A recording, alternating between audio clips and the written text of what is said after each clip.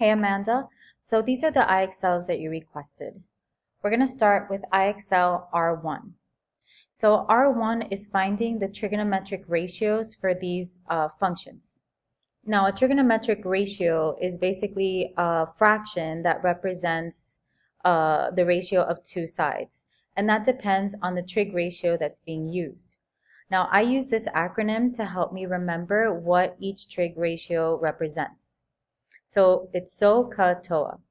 So for sine.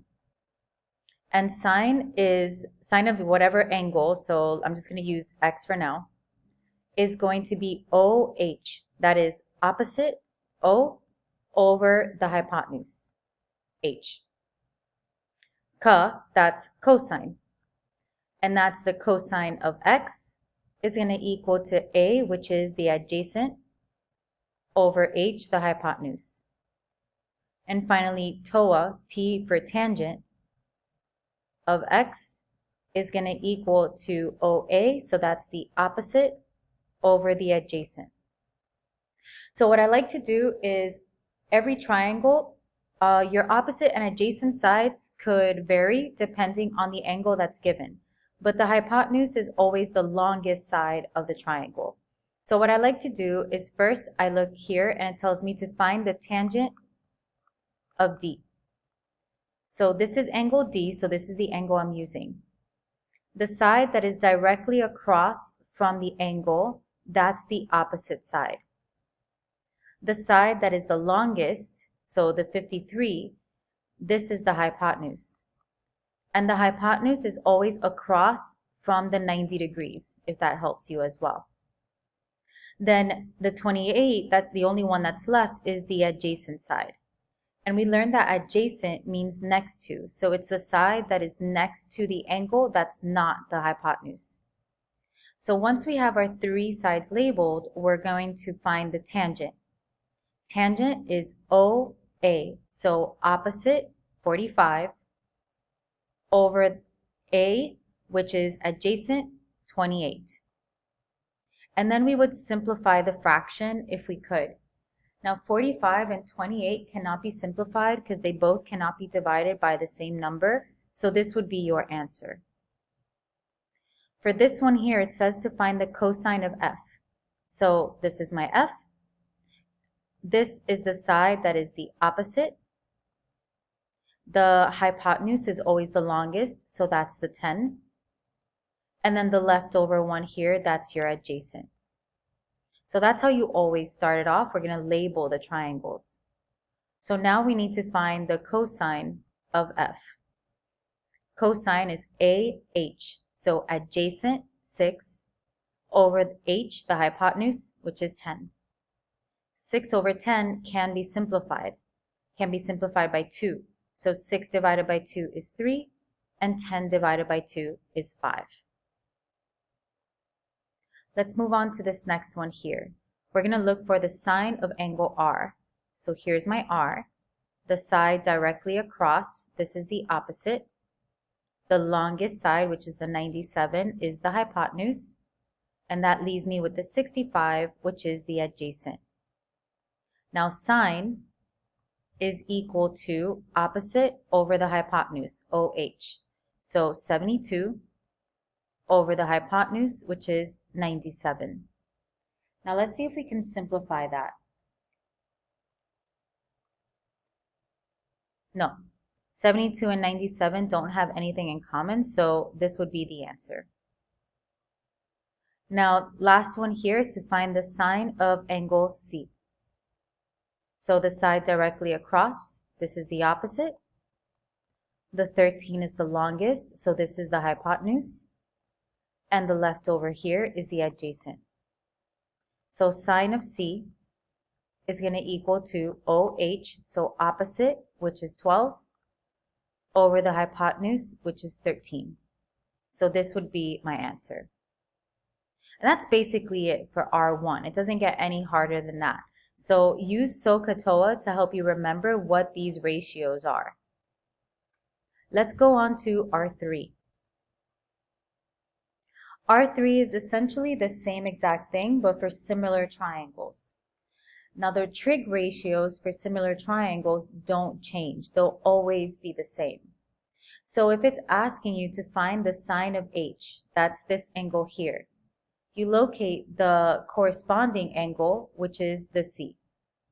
So really the sine of h is the same thing as the sine of c. So remember, so, ka, toa. We're doing sine, so that's opposite over the hypotenuse. So we're going to label our sides. The 77 is the opposite. The 85, which is the longest, is the hypotenuse. And then the leftover here is the adjacent. So sine of c, opposite over hypotenuse.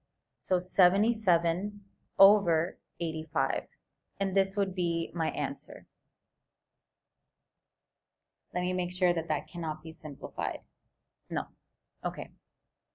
Next, we're going to do the cosine of angle E. So angle E is this arc here. That means that it corresponds with angle B. So the cosine of E is going to be the same as the cosine of angle B. So I'm going to label my sides. The 5 is the opposite. The 13 is the hypotenuse, again, because it's the longest. And 12 would be the adjacent. So cosine is AH, adjacent over the hypotenuse. The adjacent is 12. The hypotenuse is 13. So this would be my answer. Now over here, we're going to find the sine of angle I. Now when these were the same orientation, so it was easy to see the corresponding angles. Here it's not necessarily in the same orientation, but you can use that arc to find the corresponding angle. So angle I would correspond here with angle E. So the sine of I is going to equal to the sine of E. So we're going to create here our, or we're going to write out the sides. So the 4 is the opposite.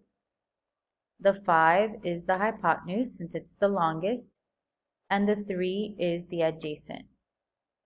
Sine is the OH, so opposite over hypotenuse. That means that the sine of E is 4 over 5. Let's do a couple more of those, and then we'll move on to the next. Here we're going to find the tangent of P. So here's P. That means that the corresponding angle is U. So tangent of P is going to equal to the tangent of U. So let's label. The 56 is the opposite. The 65 is the hypotenuse. And the 33 is the adjacent. So I'll write this out here again. Tangent is opposite over adjacent. So opposite, 56, over the adjacent, which is 33. Which cannot be simplified, so this would be my answer. Now, the cosine of T. T corresponds with angle Q, since they both have those arcs. So the cosine of T is going to equal to the cosine of Q. So let's label here. This is my opposite. The 53 is the hypotenuse, and the 28 is the adjacent. So cosine, that's AH, so adjacent over the hypotenuse. So that means that the cosine of T is going to be 28 over 53. And that would be my answer. Now let's move on to the next IXL, which is R5.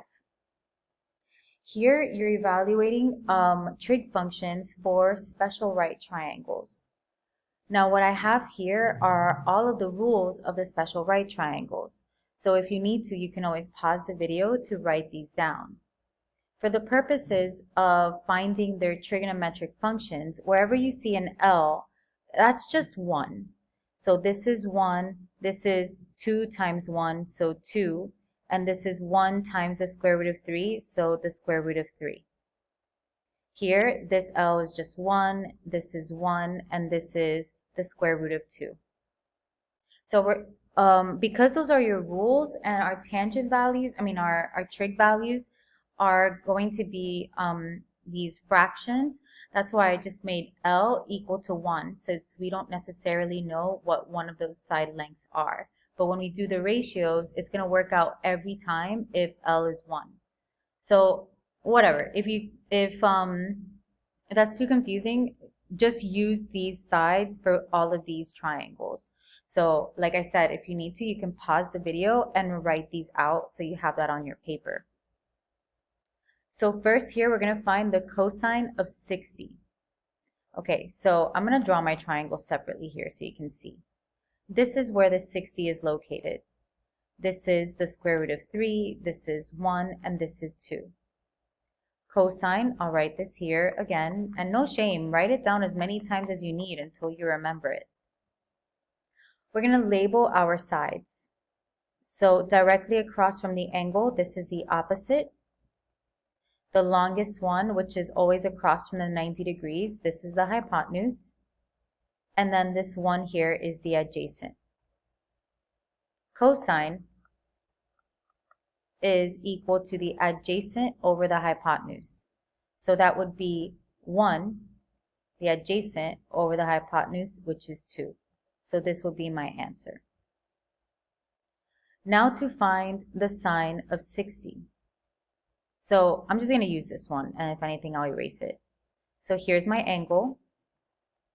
The square root of 3 is the opposite side. The 2, which is across from the 90 degrees, this is the hypotenuse. And the 1 would be the adjacent. So to find the sine of 60, sine is opposite over the hypotenuse. So that would be the opposite, which is the square root of 3, over the hypotenuse, which is 2. Next here, we have the sine of 45.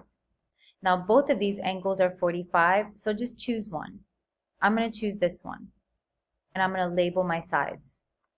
So this one here, this is the opposite. This one, the square root of 2, which is across from the 90 degrees, this is the hypotenuse. And this one here would be the adjacent, because it's next to the angle I'm using. Sine of 45 is opposite over the hypotenuse. The opposite side is 1 over the hypotenuse, which is the square root of 2. Now in the instructions, it says to write your answer in simplified, rationalized form. This is an example where we're going to have to rationalize. You know you have to rationalize if the denominator is a radical.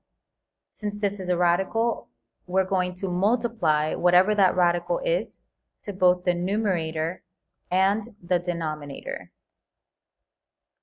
When you multiply, you cannot multiply a number outside of a radical with a number that's inside of a radical.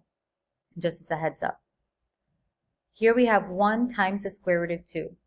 That's just the square root of 2. Over square root of 2 times the square root of 2. What would happen here when you multiply 2 square roots and the same number is inside, the square root would cancel, because that's the same thing as saying the square root of 2 squared, because there's 2 of them. So see how the square root cancels, and we're left with 2. So over 2. This is now rationalized. So this would be your answer. So again, you'll know you'll need to rationalize if the answer that you got has a radical in the denominator. If it's in the numerator, it doesn't matter. But the denominator, you have to go through this extra step. Now, the tangent of 45 degrees. So we're back here. I'm still using this angle, so all of my sides are already labeled. Tangent would be opposite, so 1, over the adjacent, which is 1. And 1 divided by 1 is 1. So that would be my answer.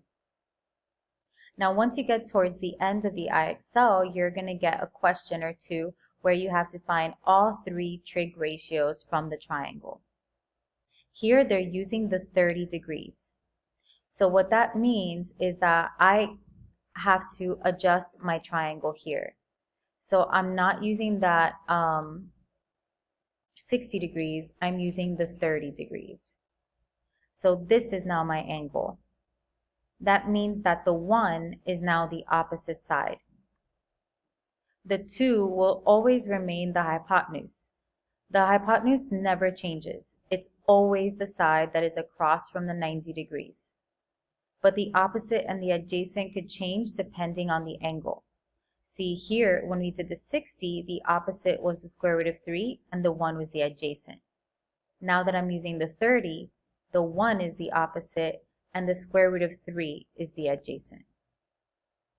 So we're going to find first the sine of 30. Sine is opposite over the hypotenuse. So 1 over 2. Cosine of 30, that's adjacent over the hypotenuse. The adjacent is the square root of 3, and the hypotenuse is 2. So that would be my answer. Lastly, the tangent of 30 is the opposite over the adjacent. So the tangent of 30 would be 1 over the square root of 3. But see how I end up with that square root. So what I need to do is rationalize. I'm going to multiply whatever radical is in the denominator, that's what you multiply to both the numerator and the denominator. Because really when you're dividing this, when you're multiplying square root of 3 over the square root of 3, if you actually divide this, this is just 1. So what I'm multiplying is 1. I'm not necessarily changing the ratio, I'm just changing what it looks like.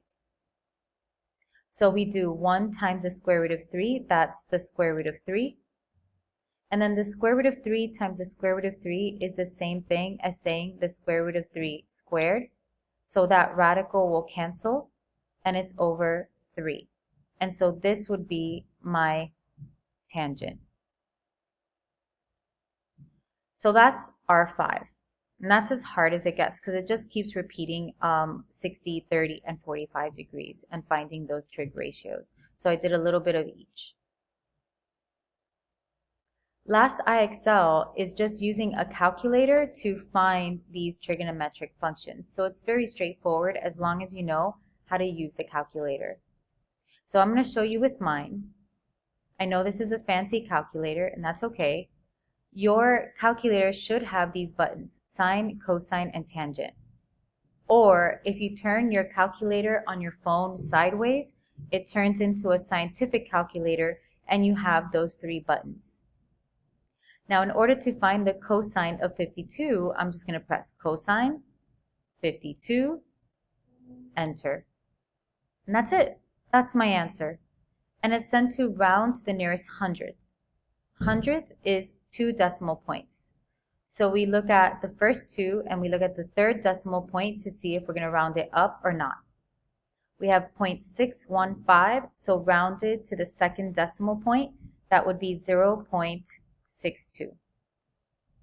Now if you use the calculator on your phone, it works backwards. You would have to press 52 first and then press the cosine button and it would give you this answer.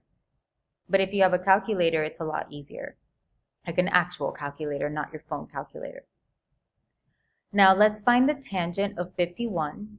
So we press tangent, 51, enter, and we get 1.234. So rounded to the nearest hundredth, those 2 decimal points, that would be 1.23. Now this just keeps repeating just using the calculator. So there's really not much to it. But then after a while, you will get where you have to answer for all 3 trig functions. So that's what we're going to do now. First, we're going to find the sine of 41. Rounded to the nearest hundredth, so to the 2nd decimal point, that would be 0.66. Now we're going to do the cosine of 41. And we get 0.754. So to the nearest hundredth, we would just leave it, so it'd be 0.75. And last one here is the tangent of 41. press enter, and we get 0.869. So we would have to round that second decimal point up. So it would be 0.87. And those are all of your IXLs.